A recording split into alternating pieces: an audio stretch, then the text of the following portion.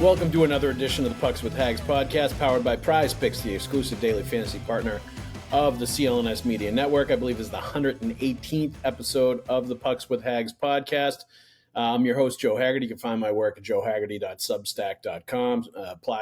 Subscribe for a premium membership. Get all of my NHL and Bruins writing sent straight directly to your inbox. I also file columns 3 times a week. That's thrice a week for the Boston Sports Journal. So go to bostonsportsjournal.com, apply for a membership there as well, and get all of my Bruins writing, as well as, great Patriot stuff from Greg Bedard, Mike Giardi, outstanding Red Sox and Celtics stuff as well from that site. So it's well worth the subscription. So check out bostonsportsjournal.com. Don't have a guest this week. Going to answer a couple of questions, basically sort of update everybody on the Jeremy Swayman situation, and then look ahead to captain's practice, which should be starting next week, which would be fantastic.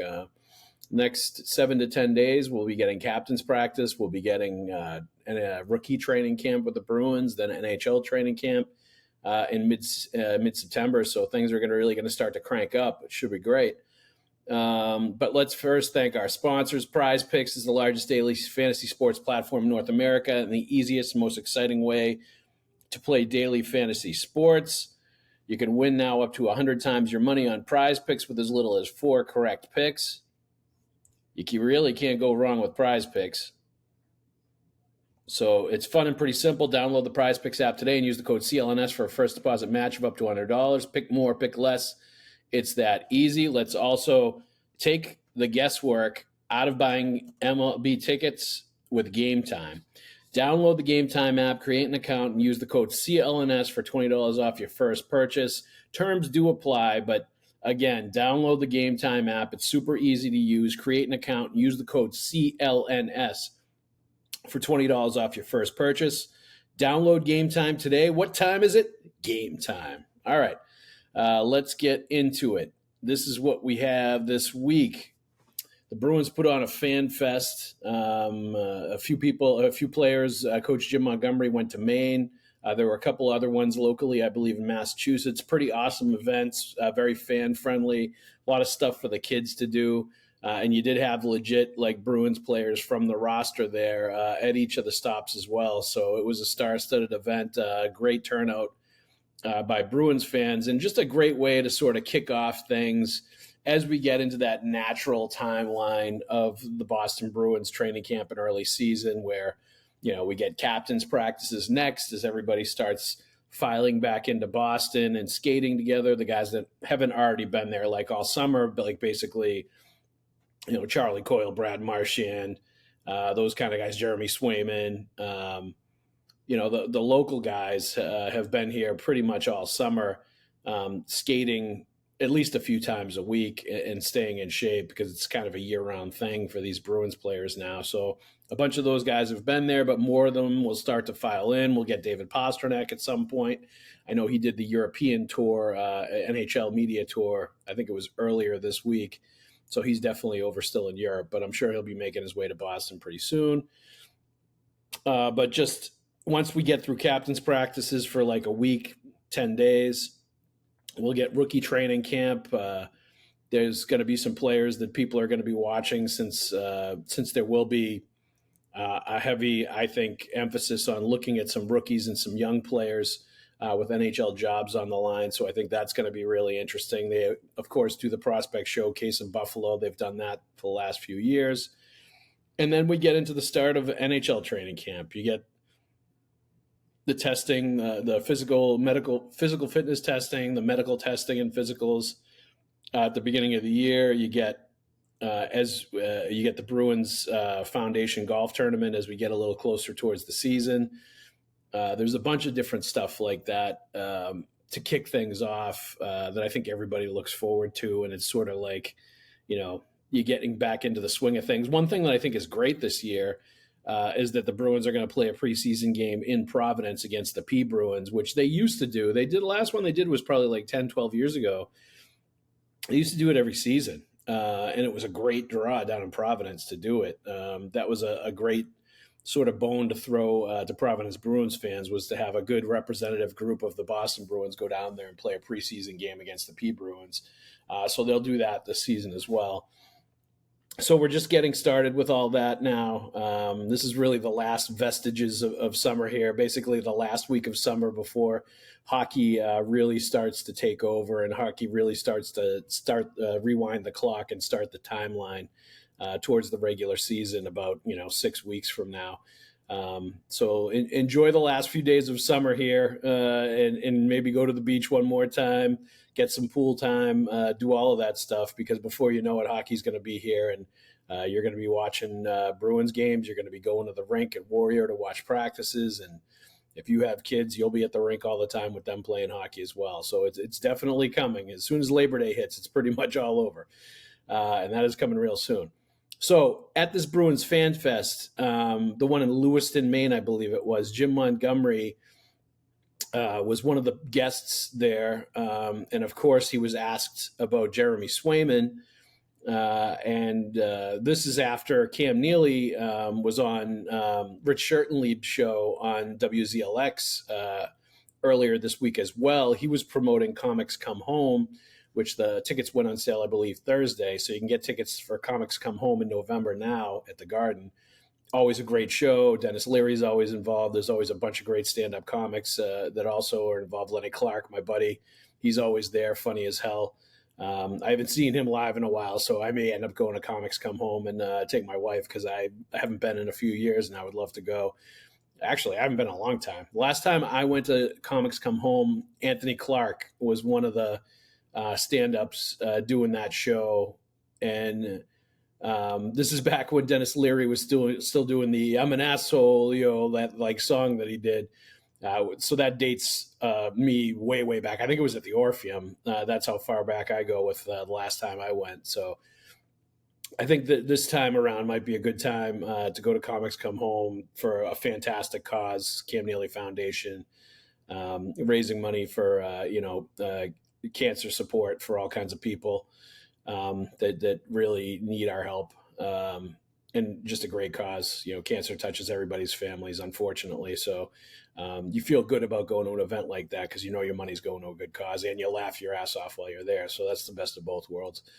But anyway, Cam Neely was on WZLX, Rich Schertenlieb's show, talking about Jeremy Swayman and basically saying, they're going to get something done. There's always some ups and downs to negotiations, but he's very confident they're going to get something done with Jeremy Swayman in short order.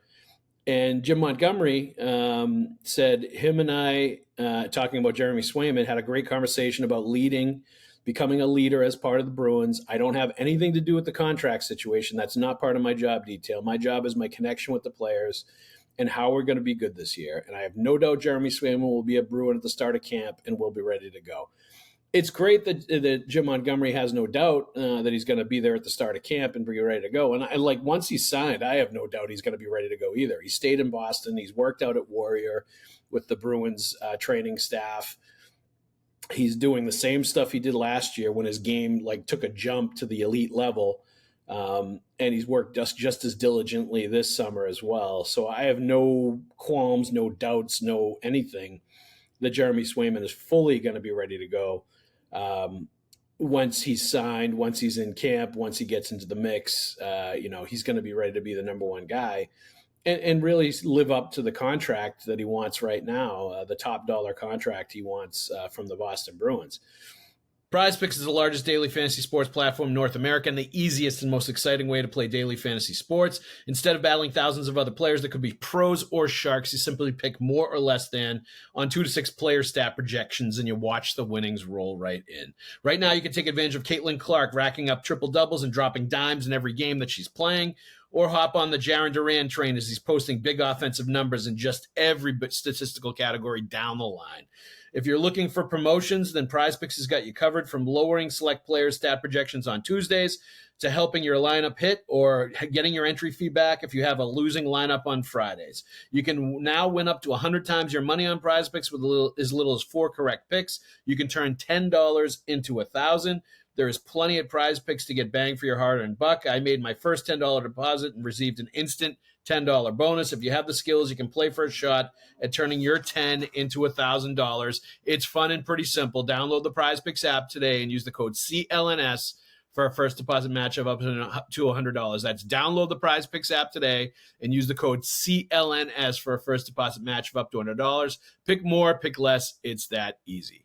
The other part of this quote, though, and what Jim Montgomery has to say is, I have nothing to do with the contract situation, which that's the problem. It's great that he's confident that Jeremy Swayman's going to be there, but at the end of the day, if you're not, heavily involved in the contract situation, you really don't know that for sure, because you don't know how sort of, locked in that Jeremy Swayman and his agent are with whatever they want, and how unwilling they may be to bend, just like the Bruins may be unwilling to bend on their end. And it seems like there's a wide gap in between the two sides. So, I think it resonated with me a little bit more when Cam Neely said he thinks, things are going to get taken care of and everything's going to be fine as far as him getting signed, and that he was still very confident that it was going to get done, because, that's somebody that's, involved in negotiations, gets updated daily, I'm sure, as to what's going on in negotiation or where it's headed, and certainly the tenor of it. So that's somebody I think that sort of can weigh in on the contract side of it. Whereas I think Jim Montgomery's side, and he's right on, it's about Swayman becoming more of a leader. It's about Swayman becoming a very vocal guy in that room. And I think it's a good thing for him to be a vocal guy, because he's a very positive person. I think he's got good energy in a hockey dressing room. I think we've seen that in the playoffs sometimes when, he'll be sure that, the Bruins are going to turn it around, or something good is going to happen when, sometimes their backs are against the walls. And I think his attitude and the sort of fearlessness and the confidence that he has definitely rubs off on his teammates. And I think the positive attitude he has also rubs off on his teammates. So I think he actually is one of those rare goalies that can really step up and be an important leader in an NHL dressing room. And he's going to have to be, let's face it, if he's getting paid top dollar and he gets something in the 7.5 to 8.5 million, let's say, per year salary, the contract, AAV. He's going to have to be a leader. He's going to be up there with Pastrnak, and he's going to be up there with Charlie McAvoy and Hampus Lindholm and Charlie Coyle and Brad Marchand and all these guys that are going to be expected to lead, because not only are they the best players, but they've got the biggest contracts, and sort of that always gives you a very big voice inside a dressing room that other people are going to listen to. So, it's important that they have that conversation and they're on the same page about him stepping up and being more of a leader. And, the only interesting thing, or the most interesting thing about talking about him being a leader, is how the leadership piece melds with the making sure you don't miss training camp, making sure you're doing the right things with the team, making sure you're not taking too much on your contract, so you're leaving something for the team to continue to build around you, instead of really putting the screws to them and getting every last nickel, so they can't afford to maybe get that extra third or fourth line forward, or get that extra defenseman, or get that piece that's going to help you depth wise to win the cup and have success in the playoffs and go deep. So that some of that is leadership. Some of that is Brad Marchand taking a little bit less. I think David Pastrnak certainly could have got more money than he got on his contract. I don't think he took every last nickel that was on the table. I think Charlie McAvoy got a very good contract, but I don't think it's crazy over the top what he's getting paid either. I think there's an understanding that you take market value, you get something that's going to set you up for life, but you also don't have to set the tent pole for everybody else for contracts. You don't have to get every last dollar if you're Jeremy Swayman to try to bump up what a goalie that's never played more than 44 games in a season and never really been a dominant number one goaltender, workhorse goaltender for the entire course of a season, to all of a sudden get paid $8+ million a year. That's never happened before. We've talked about this many times, how there's really not any comparables out there to Jeremy Swayman based on what he's done to date that are making $8+ million a year. There's not even really that many that are making $7 something a year. that are in Jeremy Swayman's current situation. They were more in like, I think the $5 to $6 million range, $5 to $7 million range previously. But that's okay. Like if the Bruins want to give him a little bit more and up it from 7 to the 7, somewhere in the 7 to 8 million range, I think that's understandable. Just given where they are, given the faith they have in him, given the way he played in the playoffs, given the fact that the Bruins basically gave up whatever leverage they had when they traded Linus Ullmark to the Ottawa Senators. I think all these things are factors, and all these things sort of point towards you give him a rich contract. You give him a 7-8 year deal where it's going to be in the, certainly in the 40 plus range and closer to 50. And I think that is, and maybe even over 50. But that's going to give him somewhere in $7 to $8 million a year. That's going to take care of him for a long time. He won't be up again for another contract until he's 33. So you lock up the best years of his career. And I think they're sure he's going to be a number one goalie just based on what he did in the playoffs and based on, what we've all seen. That I think he's going to be a number one goalie too, but it's hard to pay somebody like they're a number one goalie when they haven't quite done it yet. Like I think there should be some deep thought and some serious rumination over signing somebody to that kind of a contract, a massive contract that has never played more than 44 games in a year. And Cam Neely referenced that when he was talking with ZLX and talking to Rich Schertenlieb show earlier in the week, where, they are fully confident in Jeremy Swayman. And, even playing 44 games at a very high level is an accomplishment at the NHL level and something to be valued and something to be, taken very seriously when it comes to contract negotiations. But it's not playing 60 or 65 games. It's not taking on the kind of workload that guys like Connor Hellebuck and UC Saros have done for years now and been able to maintain their performance, be in the Vezina Trophy mix, be looked at as a workhorse number one goalie, like the rare goalies now that can maintain performance mentally and physical under that kind of duress and with that kind of workload on their shoulders, and then still be really good in the playoffs. Like I think Swayman's going to have to prove that once or twice that he's able to do all that before we can say with certainty that he's that guy and that he can do that. And, I think it's great that he had a great playoff, but that was a month, let's face it. And that proves that he's a great playoff goalie, I think, at this point. Just seeing him perform like he did in 2 playoff series for a month of postseason hockey, I think that's enough to feel like he's a clutch goalie, he's a playoff goalie, he's a guy that's going to perform in the postseason and be at his best. And that is a very valuable thing, and that will up the amount of money that he can command. But I think the regular season thing is important too. And you can't say that he's going to be a 65-game workhorse based on a month of playoff hockey. You just can't do it. That's the only way you're going to know that is by putting him out there next year, playing him 60-plus games, having Joonas Korpisalo for 20 to 25 games during the year, which should and could allow him, with a strong Bruins team in front of him, to really sort of rehab his situation as well and have an excellent season as the backup under much less pressure than he was under behind a bad Ottawa team last year. So, but the pressure is really going to start to mount on the Boston Bruins if Jeremy Swayman's still not signed when we hit September in about a week. And then you start to talk about training camp coming up in the next couple of weeks. And you start to think about what's going to happen if it's Korpisalo and Brandon Bussey as your 2 Bruins goalies with no Swayman signed. What happens then? And that's really a scenario that the Bruins need an elite goaltender. That's part of their success formula. That's part of what they've done the last couple of years. It's certainly last year, I think the goalies might have been their best players beginning to end.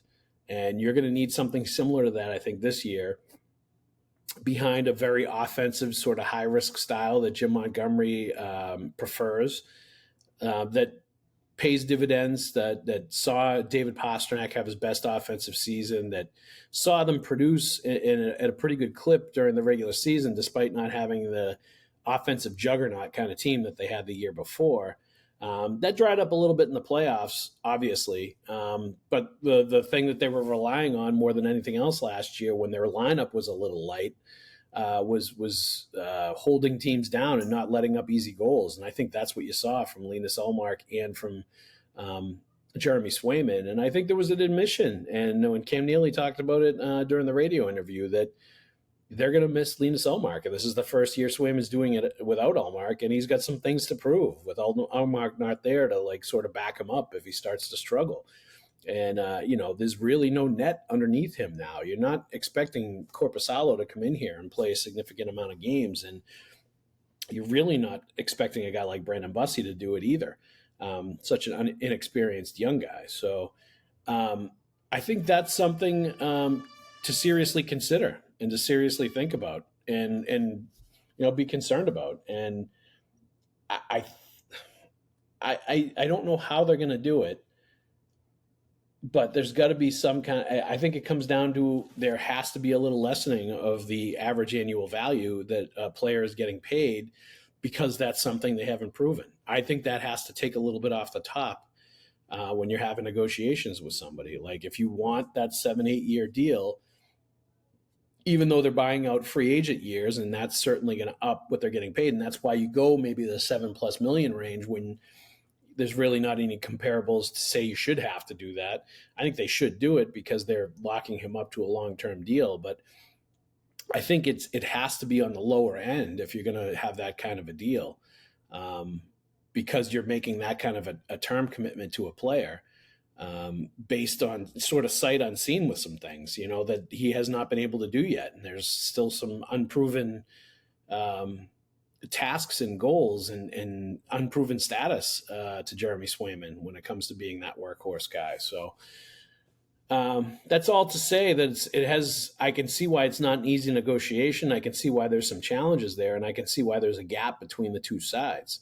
It is definitely a positive, and it's definitely good that people like Jim Montgomery and Cam Neely are positive that it's going to get done and are very sure that things are going to get taken care of. Charlie Jacobs said the same thing when he was on with WEEI and Nesson during the Jimmy Fund Telethon a couple of weeks ago. And even Swayman himself, when he was on WEEI and Nesson, kind of hinted at, like, I think this is going to get done. He was a little less certain when he talked to a few reporters when he was doing the triathlon in South Boston a couple of weeks ago. And he, said, I'm definitely playing next year. I hope it's with Boston. And, that's the only person that I think is really threw some uncertainty into there at this point. And I think that's a negotiating ploy more than anything else. And I think that's something you say if you do want the other side to be a little bit more uncertain about the ground that they're on, and, maybe get them to sort of bend a little bit as to what they're offering, and to get them to reach a little closer to your side. But I think this is one of those negotiations where, I think they're both going to have to give a little in order to get it done, like any good negotiation. And I do think there's got to be some realistic expectations from Jeremy Swayman's end as to how much they should be asking for, how much they could be asking for, and how much they are going to be able to get just based on what he's done to this point in his career. It's an interesting point that some people have made, that perhaps this could have been avoided if Don Sweeney had gone for a 2-year agreement, arbitration decision last year with Jeremy Swayman instead of the 1. Now, maybe you alienate Jeremy Swayman if you ask for a 2-year contract that he's stuck with when he wasn't happy about the arbitration process to begin with. And we've all seen that he was not happy about arbitration. But it would have, I think, solved this situation, because you would have had him signed for 2 years at, between, I think it was $3 and $4 million, maybe a little bit more than that. But somewhere it was a good number, certainly team-friendly number as to what he was signed for.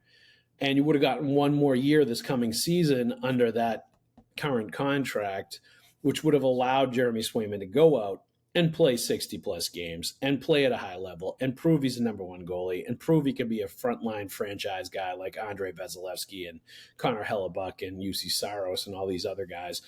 And I think that would have made it a lot easier to give him what he wants, which I think is probably a contract in the 8 to 9 million a year range on a very long-term deal. And I think just 1 year of him doing that and proving he can do it, I think would make it much easier to shell out those kind of bucks for him, because you'd also be motivated if you're the Bruins to get him locked up, because with the salary cap going up, if you sign him to kind of a bridge deal for 2-3 years, let's say now, he could come out of that, and if he plays like everybody thinks he's going to be able to play, he's going to get even more money, and he could really have you over a barrel where you're going to have to pay him market value at that time, which I'm sure is probably going to end up being over 10 million a year as we go, careening towards being over a $90 million salary cap in the next couple of years in the NHL. So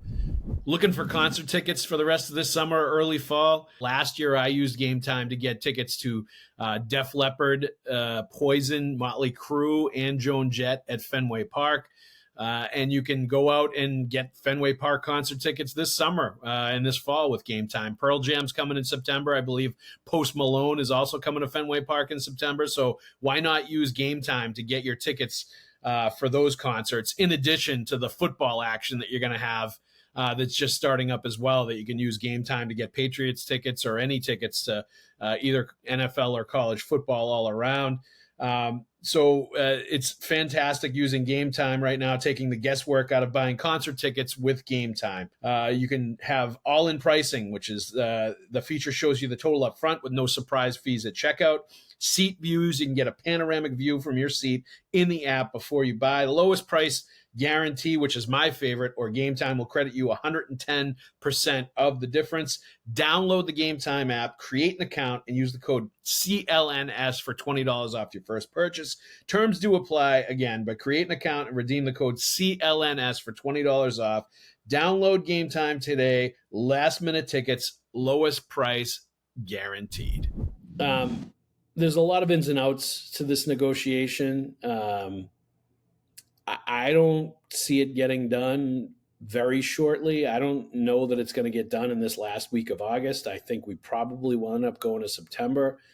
I think we'll probably end up coming up close to the start of training camp, just because I believe in negotiations like this, where there's a large gap between the two sides and where maybe their two sides aren't on the same page, it takes some kind of deadline. It takes some kind of pressure exerted by something in order to get it done. And I think you're not going to hit any natural deadlines for either side until you get to the start of training camp.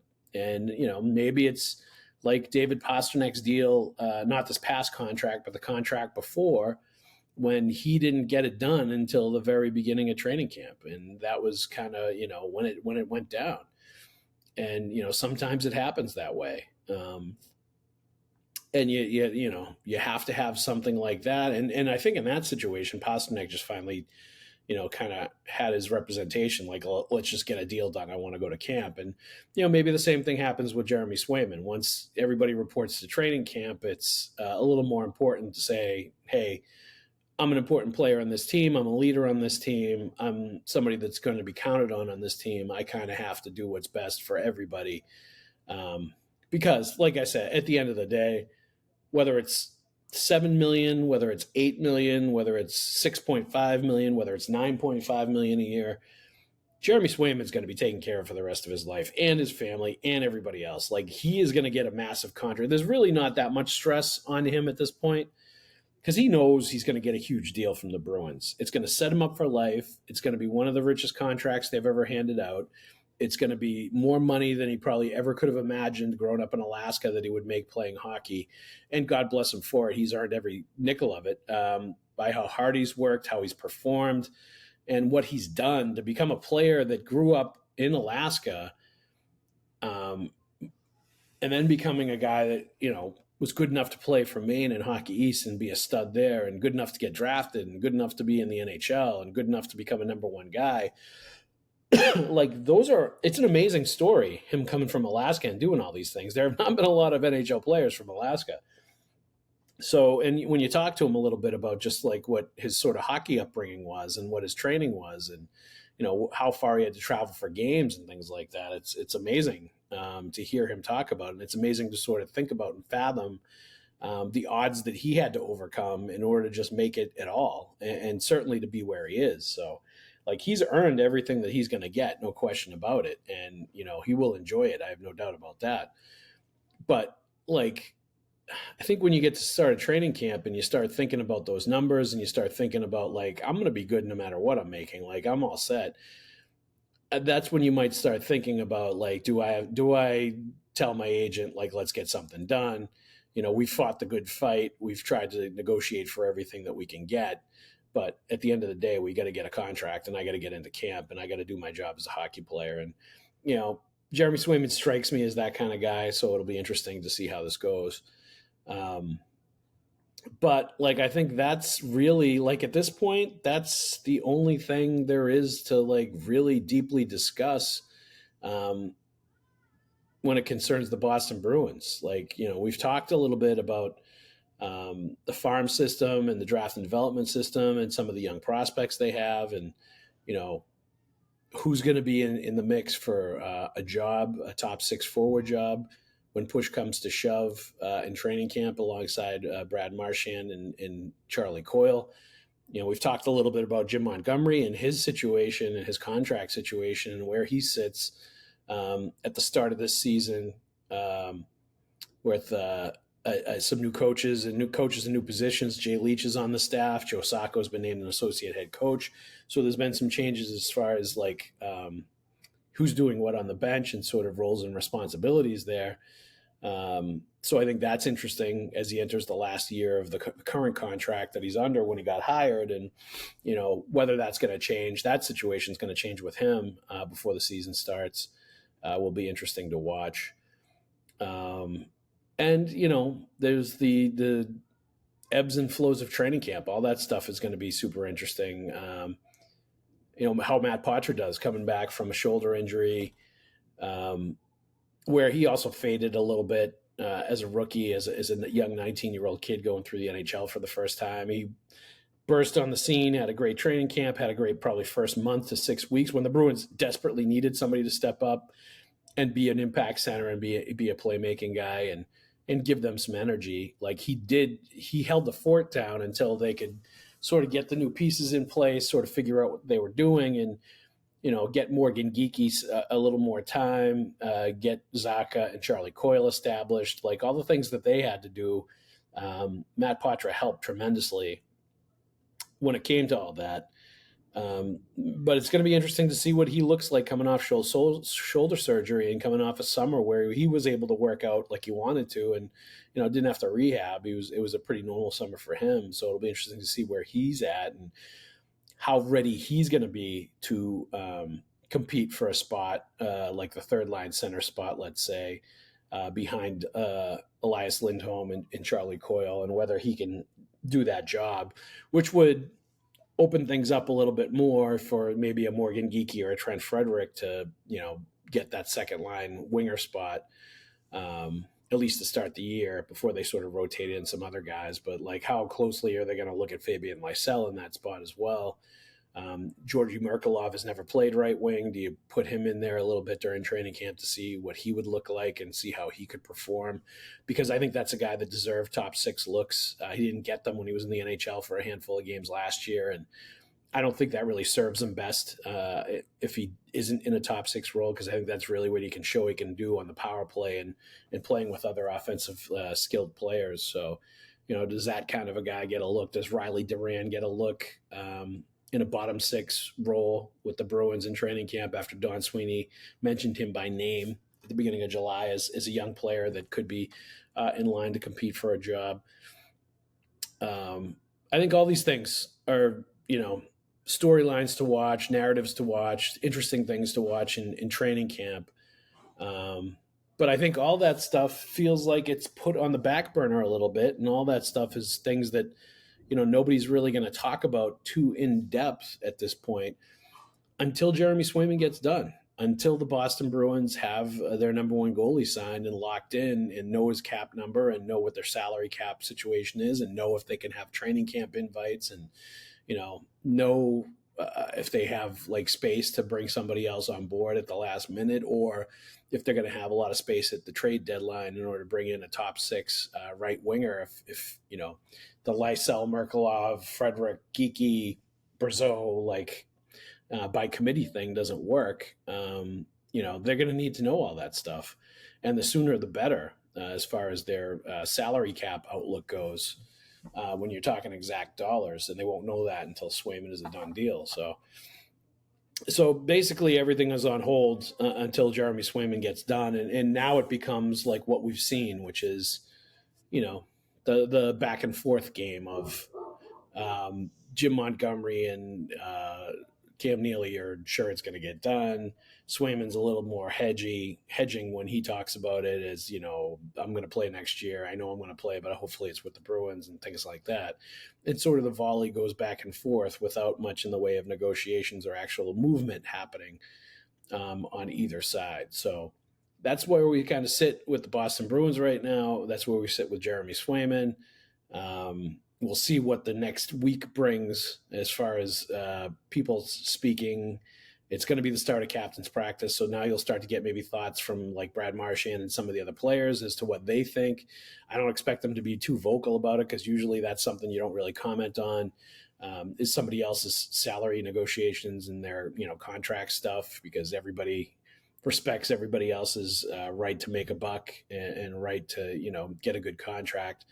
But it'll be interesting to see what they think about just the goalie not being there if they start captain's practices and their guy between the pipes, the guy that put up a .938% save percentage in the playoffs last year, isn't there to start the year and isn't there at least to start informal practices. But at the end of the day, I believe just like the other officials for the Bruins, Montgomery, Neely, Jacobs, that it's going to get done. And I don't really foresee any warning signs or any real danger zones for Jeremy Swayman and the Bruins unless he leaves Boston. That is the only thing I see as a danger. There's a problem. This is not good. The only time you really read into it and say there are problems here and there's some hard feelings building up or like this is not good is if the player just packs up and goes home. And, that's obviously harder to do if it's like a player that's from Massachusetts. But when the player is from Alaska and, he lives far from here, if he ends up packing up and going home, which I don't even know if I see that because I think he works out at BU and he knows a lot of people around here at this point. So it might not even be in his best interest to go back to Alaska unless he was trying to make a statement. But the only way I think that you would see any trouble clouds brewing here and see anything is really like there could be like something building up here as if he like leaves Boston and goes back home. That's when like something's wrong. There's a problem. And, he's probably pissed at this point that there hasn't been enough progress. But I think at this point, they're still sort of playing the game. They're going back and forth. I don't think there's anything at this point that I've seen that makes you take pause or say like they're in a danger area. And hopefully it stays that way because Jeremy Swayman's a good kid. He's a good goalie. He's a huge key to their success, the Bruins' success for next season. And he deserves the money that he's going to get. And I think the Bruins want to, pay him fair market value and they want to give him something that he can be happy with and they can be happy with. So you really hope that happens.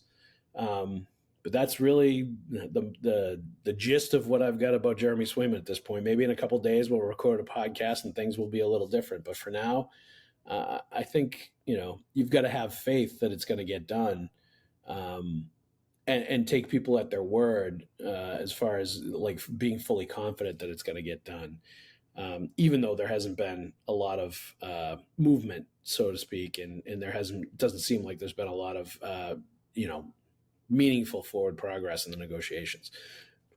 Let's thank our sponsors real quick. Prize Picks is the largest daily fantasy sports platform in North America and the easiest and most exciting way to play daily fantasy sports.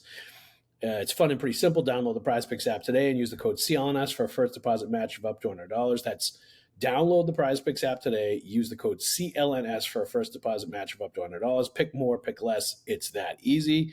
Let's also take the guesswork out of buying tickets, MLB tickets, NFL tickets, concert tickets, comedy tickets, any tickets you want with Game Time. Download the Game Time app, create an account, use the code CLNS for $20 off your first purchase. Terms do apply, but download the Game Time app, create an account, and use the code CLNS for a first deposit match of up to $100. What time is it? Game time. All right, that's all we got this week. Thanks to everybody for listening. Thanks for tuning in. I'll be back in a couple days with a guest. Until then, we'll see you at the rink.